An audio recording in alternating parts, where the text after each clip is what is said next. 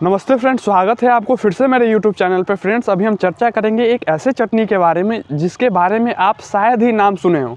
और अगर हम आपसे पूछे कि क्या आप इस चटनी को कभी स्वाद लिए हैं, कभी आप इसको टेस्ट किए हैं, तो मुझे नहीं लगता है कि आप इस चटनी को जो है वो कभी टेस्ट किए होंगे या फिर कभी स्वाद से जो है इसे चखे होंगे।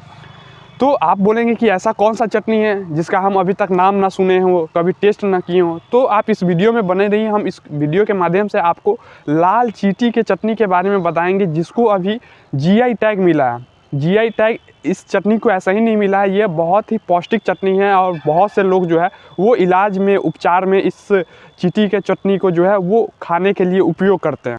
देखिए, उड़ीसा के मयूरभंज जंगल में जो है वो एक खास प्रकार की चींटी पाई जाती है और इस चींटी का जो नाम है वो रेड एंट रखा गया है। तो उड़ीसा में जो आदिवासी लोग हैं जो इस जंगल में रहते हैं, मयूरभंज जंगल में रहते हैं, वो लोग क्या करते हैं कि ये चींटी जो है वो ख़ास तौर पे पेड़ के ऊपर पाई जाती है। डाली पे जो है वो ये चींटी अपना घोंसला बनाते हैं और घोंसला जो रहती है वो पत्तों के घोंसला रहती हैं।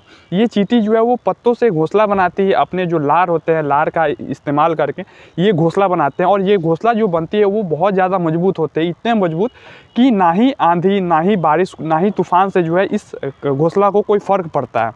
तो यहाँ जो आदिवासी रहते हैं वो पेड़ पे चढ़ जाते हैं और जिस डाली पे ये चींटी अपना घोंसला बनाई हुई रहती है, उस घोंसले को ये तोड़ते हैं और पूरे घोंसले को एक बोरे में, एक थैले में रख लेते हैं।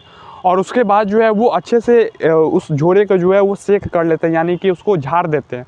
झाड़ने के बाद जो जितने भी चींटी होते हैं वो सारे चींटी जो है वो बोरे में जमा हो जाते हैं, उस थैले में जमा हो जाते हैं। उसके बाद वो आदिवासी इस थैले को जो है वो एक बर्तन में डालते हैं, और वो बर्तन जो रहती है वो चूल्हे पे गरम बर्तन रहती है। यानी कि जैसे ही वो चींटी चूल्हे में जाती है और वो बर्तन जो रहते हैं वो काफ़ी ज़्यादा गर्म रहते हैं, उसी समय ये चींटी का जो है वो प्राण निकल जाती है, यानी कि इस चींटी का जो है वो मृत्यु हो जाता है। इसके बाद जो है इसे जो धूप में भी सुखाई जाती है। धूप में सुखाने के बाद इसको एक डब्बे में डाल दिया जाता है, यानी कि एक शीशे के बर्तन में इसको पैक करके रख लिया जाता है। और जैसे जैसे इस चींटी को स्वाद के लिए चटनी बनाने होते हैं, तो इस डब्बे में से चींटी निकाल करके और जो सिलवट होते हैं, जो सिलवट पे चटनी पीसा जाता है, उस हिसाब से इस चींटी को सिलवट पे डाल करके और इसे पीसा जाता है, चटनी का रूप दिया जाता है। अब हम बात कर ले कि यह चटनी जो है वो बनती कैसे है। तो चटनी बनाने का सेम वही विधि है, जैसे कि इसमें आदि रखा जाता है, लहसुन रखा जाता है, लाल मिर्च रखा जाता है और फिर जो है थोड़े से लाल चींटी जो डब्बे में रहते हैं उससे निकाल करके सिलवट पे रख करके और सारे जितने भी लहसुन हो गए, आदि हो गए, ये सब मिला करके इसको पीस दिया जाता है और चटनी तैयार हो जाते हैं। हालांकि यह चटनी में जो है वो बहुत ही ज़्यादा पौष्टिक गुण भी पाए जाते हैं। इस चटनी में जो है वो विटामिन B12 पाए जाते हैं, आयरन पाए जाते हैं, जिंक पाए जाते हैं, मैग्नीशियम, ये सब जो है वो पाए जाते हैं। और ये चटनी का जो है वो बहुत से रोगों में जो है उपचार के रूप में भी इसे काम में लिया जाता है। जैसे कि किसी को कफ हो गया है ज़्यादा, या फिर सर्दी जुकाम हो गया है, या फिर जिस किसी को जो है वो जॉन्डिस हो गया है, वो लोग जो है इस चटनी का उपयोग करके अपने जो उपचार के लिए इसे उपयोग में भी लेते हैं। आदिवासी लोग जो है इस चींटी को बाज़ार में जा कर के बेचते भी हैं। जैसे ही यह चींटी मर जाती है, मरने के बाद आदिवासी लोग क्या करते हैं, इसे एक शीशे के बर्तन में पैक कर लेते हैं और उसे बाज़ार में जा कर के लगभग 1000 प्रति किलो के हिसाब से बेच देते हैं।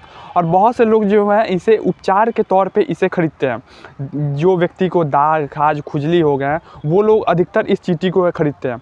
तो आपके मन में सवाल आएगा कि इससे जो है वो दाग, खाज, खुजली कैसे ठीक होते हैं। तो देखिए, जो लोग इस चींटी को खरीदते हैं वो अपने यहाँ ला करके एक कढ़ाई में जो है एक तेल 1 लीटर 1.5 लीटर जो है वो तेल को उबालते हैं। जब तेल बहुत अच्छे से उबल जाते हैं, कड़क जाते हैं, उसके बाद जो है इस चींटी को जो है उस कड़कते हुए तेल में डाल देते हैं और उसे कुछ देर जो है वो कढ़ाई में ही रहने दिया जाता है इस चींटी को।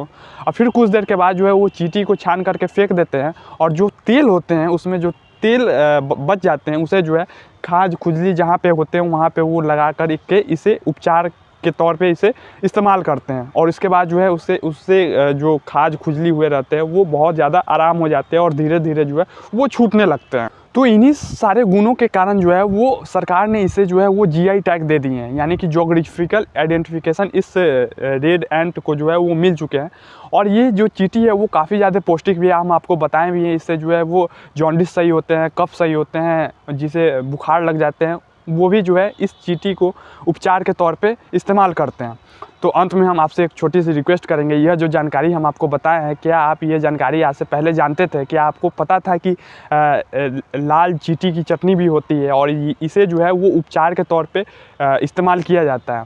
क्या आप जानते थे? तो आप अपनी इसके बारे में आपका क्या राय है? आप अपनी राय जो है वो कमेंट बॉक्स के माध्यम से कमेंट करके ज़रूर दें। धन्यवाद।